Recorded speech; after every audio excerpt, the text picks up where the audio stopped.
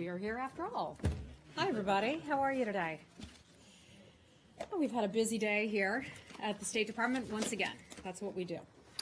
Keep you all busy. Let me start off today talking with you a little bit about the U.S.-China dialogue that's taking place here at the State Department.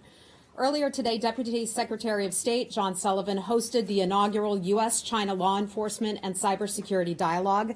Attorney General Jeff Sessions and Acting Secretary for Homeland Security Elaine Duke co-chaired the dialogue along with the Chinese State Counselor and Minister of Public Security, Guo Shenkun.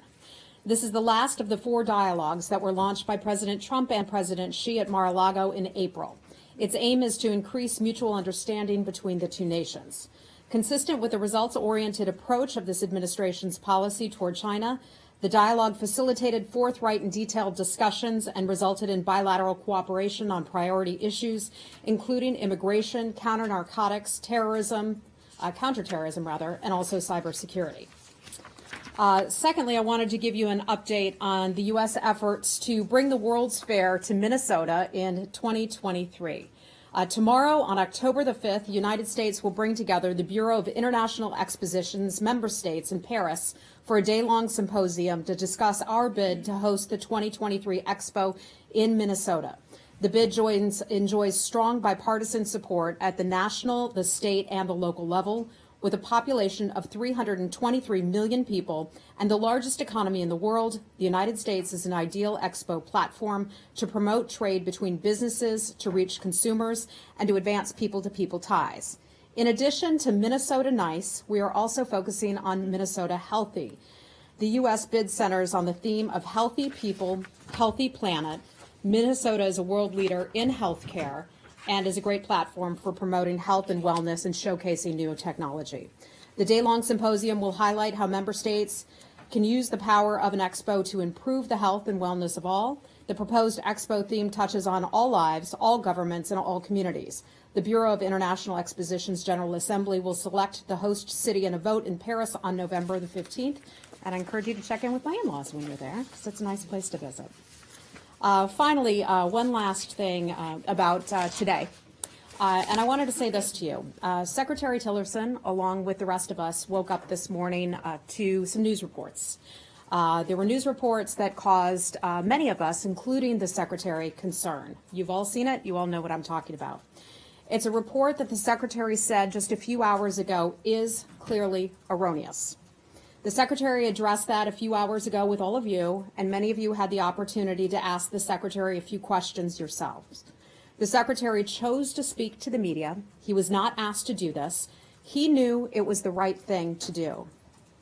As a man, he is clear, he is direct, and he pulls no punches. He is not a politician who seeks the spotlight, and many in foreign policy and media circles simply don't understand that. They think, why would somebody not want to be in front of television cameras all the time? That is not who this person is. Secretary Tillerson came to Washington to do a job. He came to Washington to serve his country. He came to Washington to serve the Trump administration. He came here to advance U.S. foreign policy goals. And he also came here, as we've seen this week, to keep Americans safe. I'm referring to the news, what happened in Cuba, and the decision to bring home our Americans who were serving down there. That is the Secretary's top priority. The Secretary has never considered resigning from his post, and for those who want him to do so, go ahead and keep pushing, because that will only strengthen his resolve. In my family's part of the country, we would call that a tough old bird. Some people may not get that, but where I'm from, that's what we call it. In other circles, it might be called battle-hardened. Regardless, the Secretary is committed to staying here at the State Department and doing that job. I think he was very clear about that today. I spoke with him a short while ago, and I wanted to update you on one thing in particular. He spoke with the President after the Secretary's press comments to all of you earlier today, and he told me that, Heather, it was, quote, a good conversation and that they are all good. I take the Secretary at his word. And with that, I'll take your questions. Thanks, Heather. Hi, Josh. Sticking with that topic, Yeah. Hi. I know that you called that report erroneous. The Secretary did not declined several opportunities this morning to dispute one particular part of that report, which is the idea that he called the president a moron. And I want to know whether you are comfortable with the fact that the widespread perception is that he did not dispute that part of the report because it's true. Well, let me clarify that. The secretary does not use that type of language. The secretary did not use that type of language to speak about the President of the United States. He does not use that language to speak about anyone. So I hope that that clarifies So it. he never said He that. did not say that. Okay. Yeah. In addition to that, and the notion that he did not, or the fact as you're laying it out that he did not consider resigning, are there other specific facts in that report that you are disputing? Look, the secretary spoke to that today. I'm going to give you some of the high level right now, which is what I think I've done, and I'm not going to have a lot for you beyond that. Did the president, did the secretary speak? Has he spoken to Ambassador Haley about this? I'm not aware if he's spoken with Ambassador Haley. The secretary, after finishing up here, spent some time over at the White House and then went up to Walter Reed, which I believe he's on his way back from now for a speech later today. Okay. How do you Hold on. know he didn't use that language? Because I take the secretary at his word. I spoke with the secretary about that. The secretary doesn't speak that way. I know he holds a very high standard when it comes to how people behave, how people speak. The secretary is a man who frequently talks about integrity. Integrity is something that is important to him. I take him at his word, and when he tells me, Heather, he did not use that, I believe him. So he told you in this conversation Yes. he did not say the word moron or... The secretary told me that he does not use that language. Do you Yes. know then why, when he was asked about it at least twice, do you know why he chose not to say, I just didn't say that? Look, I think I'm speaking on behalf of the secretary right now. The secretary had an extremely busy morning. The secretary provided his comments to all of you. You know, he's not someone who's ever going to love being in front of the television cameras. He is not a politician. He isn't. And some people just don't seem to get that just yet. I'm okay with that. I'm okay standing behind a man, working for a man who wants to keep his nose to the grindstone, wants to promote U.S. foreign policy goals, and cares first and foremost about that and less about television cameras. Hi, Lise.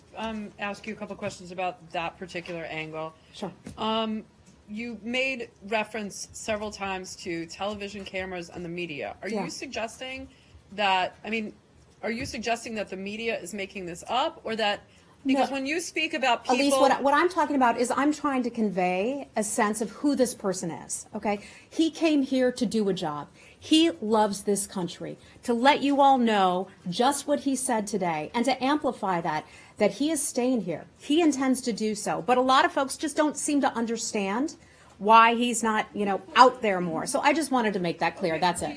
Do you think that, when you say that, he's not resigning and there are people that are wanting him to kind of bring it, are you Look, acknowledging... I'm not challenging that, Well, okay? What I'm saying But is, look, I'm saying he's not going to be deterred by that. Do you think that there are some in this administration that kind of have it out for him and are leaking these type of I'm reports? not going to speak to that. I'm not aware of that. I'm here to do a job. He's there to do a job. He's one of the things he talked about today is not sowing dissension. And there are people who will try to find fissures, splits in an administration, in policy, and all of that. I'm just not going to contribute to Back that. to the media angle, you're saying that people are trying to find them. What about the people in the administration that are trying to sow them? As you said, that he said he doesn't want to do it. But I don't think it's the media that's sowing it. I think it's people that are leaking it to the media that are trying Okay, to sow it. if somebody is, isn't if there a somebody difference? if someone is doing that, I'm not aware of it. I don't have names or numbers or information from people who are trying to do that. Okay. Just one more. You talk about him like not being interested in the television cameras and everything, and we I didn't understand. say interested. Not No, being but- somebody who loves to do that kind of thing. I understand he doesn't love to do it, but there has been some, and this is not necessarily you're bringing it up, so that's why I'm bringing it up. I don't necessarily think it's germane to the story, but you brought it up.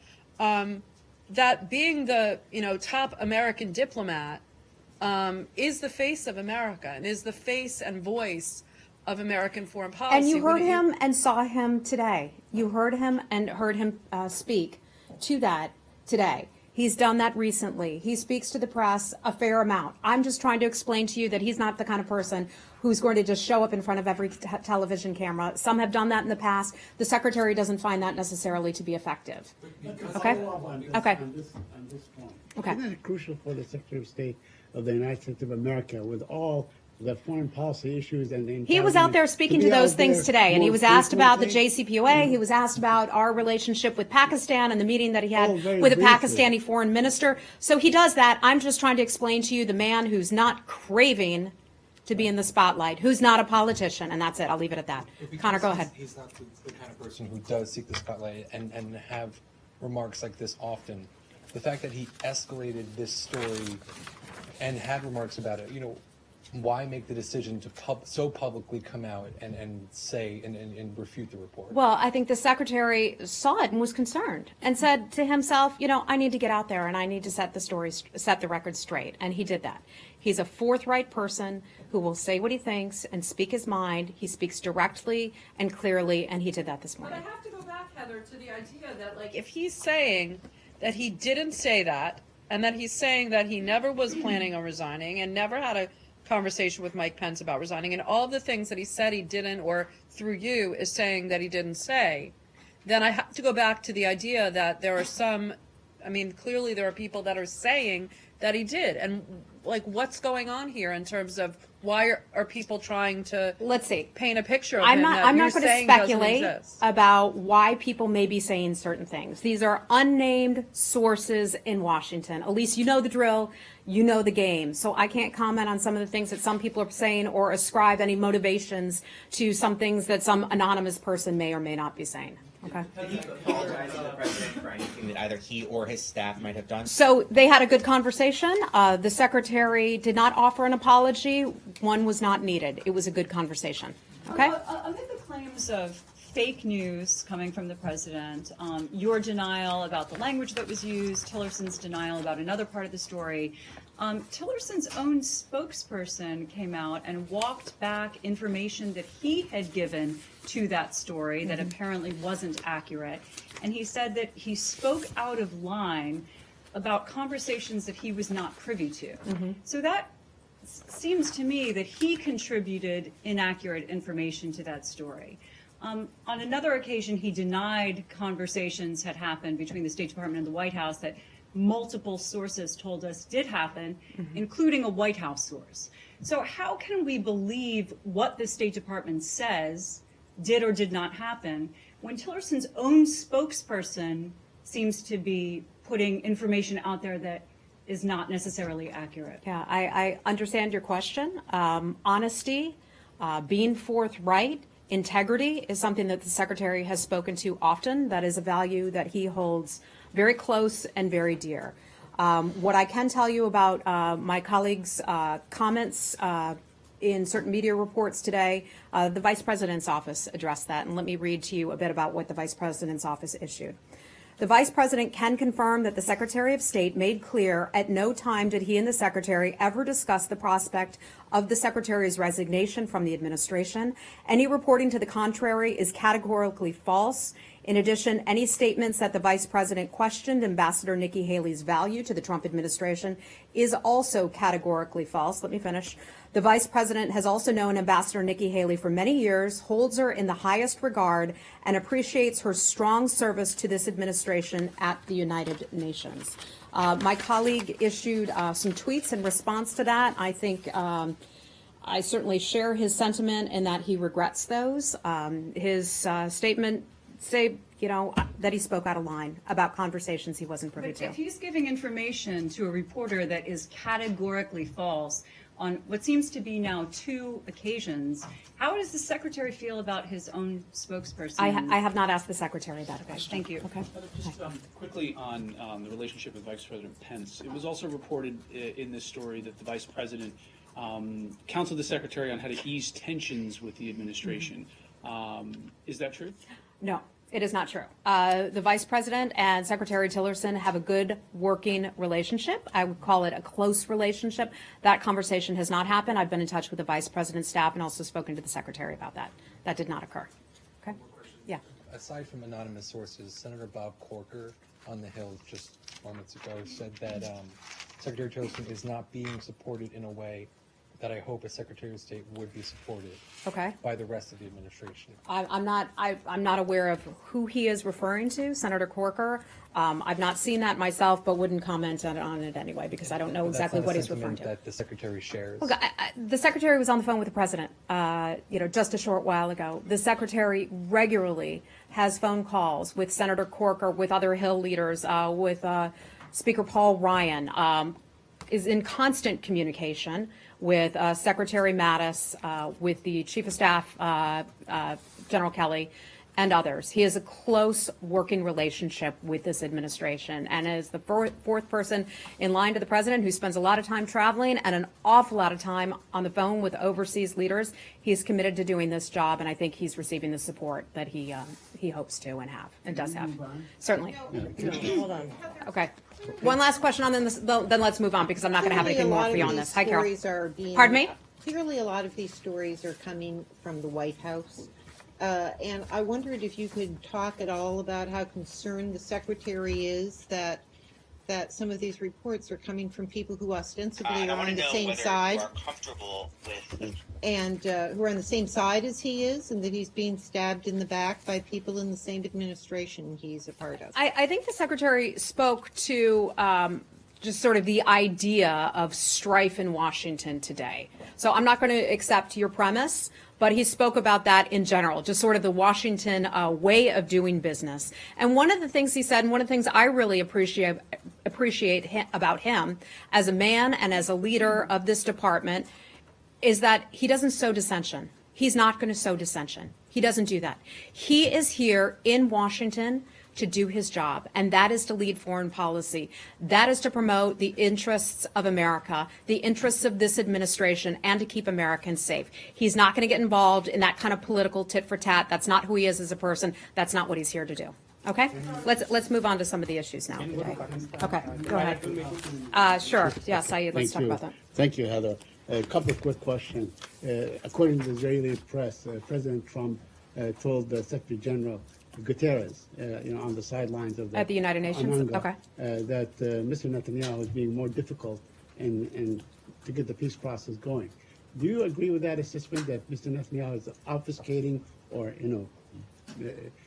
nullifying any effort? Well, I can tell you this, forward? that is one of the president's top foreign policy goals. That's exactly why he put Mr. Greenblatt and also his son-in-law, Jared Kushner, in part at the top of our goals to try to bring Middle East peace that has failed so many previous administrations. The president had very productive conversations with Prime Minister Benjamin Netanyahu and also with Mr. Abbas up in New York. Right. But I'm not aware of those comments. I've not seen them myself, just what you're telling me. Assessment? Pardon me? Do you agree with that assessment that Mr. Netanyahu is being difficult to get things going? I have not heard that. I have just a couple more questions, if you bear with me. Also on the Palestinian reconciliation, I know that you issued a statement the other day, and you said that you want all to renounce violence and things like this and to recognize each other. But the Palestinians have recognized the state of Israel time and time again. In fact, during negotiations that were sponsored by the United States in Oslo and other places and so on, they have recognized the state of Israel. Conversely, Israel has not. Okay, So what is it that I you think a want? few more things probably need to be done on that, Saeed. So let me just make our position on this matter very clear in terms of possible reconciliation between the two. We would certainly welcome efforts to create the conditions for the Palestinian Authority to assume its responsibilities in Gaza. Any Palestinian government must unambiguously and explicitly commit to nonviolence, the recognition of the State of Israel, the acceptance of previous agreements and obligations between the parties, and also commitment to peaceful negotiations. We will continue to watch the developments closely. We hope this will bear fruit. Okay, just to clear up something that you just said. So the Palestinian Authority has done all this. Now, if Hamas comes into the new government, do you want them, in particular, as a group, to do all that stuff that you said? I think as a group, As a group all, or as part of the as a government? group, we, and let me be clear, our position on Hamas has not changed. The United States has designated Hamas as a foreign terror organization. Okay, if there's some sort of reconciliation down the road, that is something that has to be done. Unambiguously and explicitly commit to nonviolence and all the other things that I just mentioned. Okay? Thank you. The Hi. president had asked for a pause on settlements. Netanyahu's just announced even more settlements. Your reaction to that? Yeah, so President Trump has spoken a lot about the issue of settlements. He's outlined those views and the possible impact on peace efforts. One of the things that he said about that is that unrestrained settlement activity does not increase the prospects for peace. And so that hasn't changed. Our position on that hasn't changed. The president is focused on helping the parties forge a historic peace deal. That's one of the reasons that his representatives at the State Department have been so engaged in that. But he's being ignored. So are you prepared to put any consequences behind that request? Look, that's all I'm going to say about the issue of settlements. Okay, the president has made his position clear. Anything else on Israel today? Okay, let's move on. Hi, yes. Yes. Hi, Heather. Thank you very much. Nice to you see you. mentioned that it's a result-oriented relations between U.S. and China, and then you mentioned the talk. Should we expect any specific agreement on fugitive repatriation? The last part, can we Fugitive. expect an agreement on what? The fugitive repatriation. So I think what you're starting to refer to are the talks taking place here at the State Department today. The Department of Justice and Department of Homeland Security are really spearheading those talks. So for specific questions about what comes out of it, I'd have to refer you to them, even though our Deputy Secretary, John Sullivan, is a part of it, but it's really being spearheaded out of that. In terms of the individual you were asking me about, bear with me. I'm just going to have to look that up and get back to you on that, okay? Can you pull it on the camera? I will see what I can do. Yes, thank you. Okay, anything else on China? And separate, you mentioned that it's a frank discussion. Is there any disagreement between Washington and Beijing on which fugitive should be returned? Let me get back to you on that, okay? Thank you. Okay. Yes. After we had our briefing yesterday, or maybe even during it, the Cuban foreign minister delivered a lengthy. Well, let's back for a second. You in your briefing yesterday said that the U.S. holds Cuba responsible to protect diplomats on its soil under the Vienna Conventions. Right. Although the U.S. has not laid out any specific steps that you feel Cuba has, but has not taken to do that. Foreign Minister Rodriguez, in his appearance in Havana, laid out some very specific things that Cuba has asked for that would help it do exactly what you have asked them to do, namely put a stop to this, such as immediate notification when there's an attack so they can go look for whoever's done it, access to the victims and their doctors so they can figure out what the symptoms are, and technical data about what weapon might have been involved so they know what weapon to look for, and that none of those have really been given to them. So I'm wondering, if the U.S. is going to keep Cuba in the dark about the investigation, how would you expect them to solve it? First and foremost, when we are engaged in an investigation, we as Americans need to keep a tight hold on a lot of information. We don't want that information to leak. You all know about leaks. That information could potentially leak to other parties or who are involved, who may or may not be involved, okay? So providing information on the investigation could tip off what I'll just call the bad guys who are responsible for this. We don't know who or what is responsible. So one, we wouldn't want to tip off the bad guys to any information that we have on the investigation. Again, I'm not calling the Cubans, saying that about the Cubans in general, but we wouldn't want this type of information to leak. Secondly, the investigation is ongoing. The investigation has not yet been resolved. So there is limited information that we could provide at this point. But how do you respond to their claim that you're asking them to solve this crime and prevent it while tying one hand behind We their are back? not asking them to solve this crime. We are down there with our investigators who are looking into this as well. If the Cubans have information that they would like to provide us, we would certainly welcome it. Who's leading the investigation? The State Department or other Well, agencies? we talked about this before. The FBI is Okay. leading the investigation. We have our diplomatic security corps, and they're involved as well. Beyond that, I don't know. Okay? Anything else on Cuba? All right, let's move on. Hi. How are you? Do you know what was discussed during Secretary's meeting with the Pakistani Foreign Minister? Bear with me one second because I think I have a little bit for you on that. Okay. The Secretary met with the Foreign Minister, the Minister of Foreign Affairs in Washington. They talked about the importance of partnering together to establish peace and prosperity in the region. They talked about their mutual commitment to advancing a multifaceted relationship between the United States and Pakistan based on our shared interest in a secure, prosperous, and democratic Pakistan. The Foreign Minister and the Secretary talked about the President's South Asia strategy and what that was announced back in August. They also exchanged ideas about how our countries can work together to help stabilize Afghanistan. And in response to a question at this stakeout earlier, he said he expressed concern about the future of government of Pakistan. What did he mean by that? I'm not. Why he's concerned that was not about a it? question I had a chance to ask him. Okay, I'm not aware. I have one question on India. Can I ask? Okay. Anyone else have anything on Pakistan? Okay, go right ahead. So when the new strategy on Afghanistan was unveiled, the language regarding U.S.-Pakistani relations and the future of U.S.-Pakistani relations was much harsher than what we just heard. We were hearing comments from senior administration officials about how Pakistan is going to have to start getting tougher on the arrests and pursuit of extremists and the Taliban. There's a possibility of further cuts in aid. There was discussions about the possibility that Pakistani officials with ties to known extremists could be sanctioned.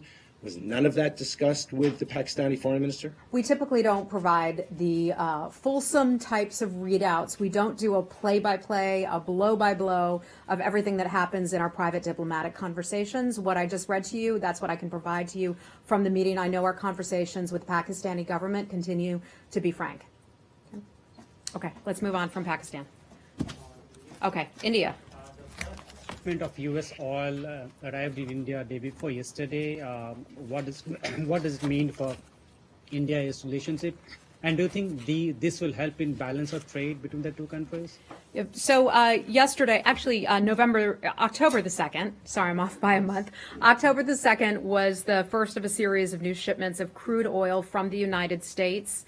It arrived in the Indian state of Oshita earlier this week. We consider the increased Indian purchases of U.S. crude oil to be a direct outcome of the June visit of the Prime Minister Modi to the White House. The leaders at that point talked about expanding and elevating our bilateral energy cooperation through a strategic energy partnership. And so we look at that event as marking a significant milestone in the growing partnership between the United States and India. And by the way, I'm looking forward to visiting India next month. Oh, thank you. Yeah, I'll let you know about that trip. Okay, let's move on to something else. Hi, Rich. Yeah. Has the Secretary spoken with any counterparts in Spain, and does the U.S. agree with the Spanish government on the legality of the referendum in that country? So we spoke about this yesterday, so I really don't have much new to provide you. And I don't have any phone conversations to read out for you or any meetings with the Spanish government at this time. I think the president made it clear, and we've long said this, that we support a strong and united Spain. We support the right to free assembly that is consistent with Spanish law. There were, of course, many reports about people who were injured. That saddens us as Americans and as a U.S. government. We encourage all the parties to resolve their political differences consistent with Spanish law. And I think that's the thing to underscore, consistent with Spanish law. We saw that as not being consistent with Spanish law. That concerned us. Okay. Today, the king of Saudi Arabia went to Moscow. And at the same time, the president of Turkey went to Tehran, to Iran. Both are U.S. allies, strong U.S. allies. Do you feel that U.S. allies are sort of moving away from the United States of America and going elsewhere, maybe forming new alliances? Last time I checked, foreign ministers and leaders from other parts of the world are allowed to get on airplanes and go meet with their counterparts in other countries. It's called diplomacy. We do a lot of that. They do a lot of that. I don't see our relationships with any of the major countries changing. Are you concerned that such a solid ally such as the Kingdom of Saudi Arabia, that the monarch goes to Moscow, that does not concern you, or when you see the Turkish president going to Tehran and forming new alliances? I think it's, regional? again, I think it's called diplomacy. That's all I have to say about that. Okay? Hi, Jessica, how are you? Thanks. Can we go to North Korea for a moment? Sure. So then this kind of goes back to what the Secretary said about the 3 lines of communication between Pyongyang and Washington. The White House weighed in on that earlier this week, saying they were just to basically get detained Americans back into the country. I just want to have you clarify, from the State Department perspective, what are those lines of communication for? Are they to allow the Secretary and any diplomats on the American side to probe Pyongyang for their readiness to come back to the negotiating So table? we covered this extensively yesterday at our press briefing. So what I'm going to say to you today is not very different from what I said yesterday. We have the ability to make contact with North Korea about the issues of Americans who are being held there. We did that when it came to trying to bring Otto Warmbier home. We have a relationship with Sweden, our protecting power in Pyongyang, because we do not have a diplomatic relationship with that country and with that government. So we rely upon them for information on Americans who are being held in that country. Channels that exist are used for communication on occasion when it comes to the safety and security of Americans who are being held. In terms of talks with North Korea, we are not at a place where we are willing to talk with them or where they have shown an interest in speaking with us. When they continue to launch ballistic missiles, when they continue to do nuclear testing, they are not indicating to the United States or frankly any other country in the world that they are interested in engaging in serious conversations or any kind of dialogue. Okay, so that Just follow on the cyber dialogue. I know you said you're expecting outcomes to come out of DHS and DOJ. Do you think that you will be able to report any progress? sort of a hypothetical. I don't want to get ahead of all of that because it's still, my understanding is it's still going on. My understanding was it ended at 2, so I wasn't Pardon me? sure. My understanding was it ended at 2, so Okay, that's why I was actually asked. busy with some other I things bet you just were. before 2 o'clock, so my focus wasn't on the that dialogue. Okay? All right, guys, we're going to have to wrap it up in just a few minutes. Any last questions? Yeah, you said that you were looking forward to going to India and visiting India next month. I Did you suggest that Secretary Tillerson will be traveling to India next month? I'm not aware of whether or not he's traveling on that. I just know I'm going. Okay. That's Well, all I good got. for you. That's all I Very got. And by the nice. way, I found your notes about the Guo Wangwei, right? That's who you were asking about earlier? Okay. Not very exciting for you, but Justice and Homeland Security have the lead on that one. I don't know if it came up in the discussion, but I just know that they would have to provide you with the information on that. You mentioned his name. Is there indication that it did came out in the discussion? I don't know. Listen, what I put together in this big fat briefing book is information from all over the world. Things that often you all never ask about are in this book, and so we have a lot of backup things just in case it's needed. Okay. All right. One last question. All right, Syria. Syed. What is it? On Yes. Syria. Yes. It seems that the government forces are, asserting their authority over much of Syria now, and creating new realities as far as Creating what?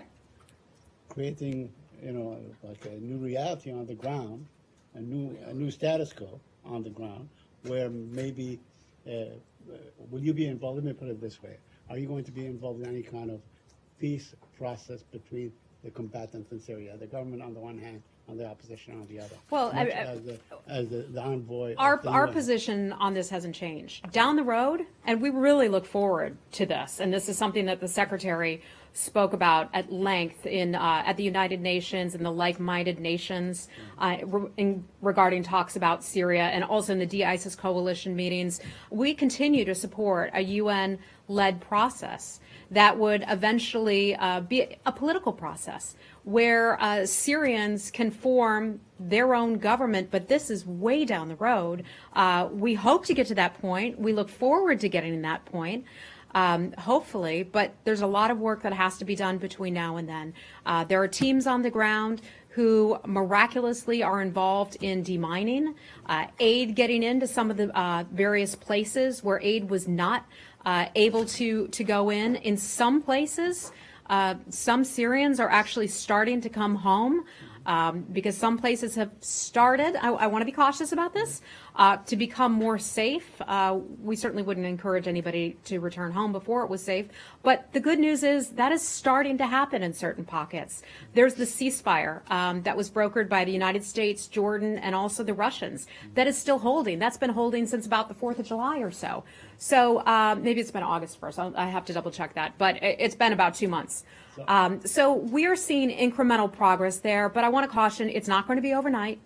It certainly isn't. We have a long way to go. The United States, backed by the De-ISIS coalition, is still focused on fighting ISIS. That's why we're there. That's exactly what we're doing. It's going to continue to be a long battle, but we're seeing progress. But All you're right? accepting the fact that Assad is not going anywhere anytime soon. We're still fighting ISIS. We're still fighting ISIS, and we're going to fight ISIS until ISIS is dead. Thanks, everybody. Great to see you today. Oh, and no briefing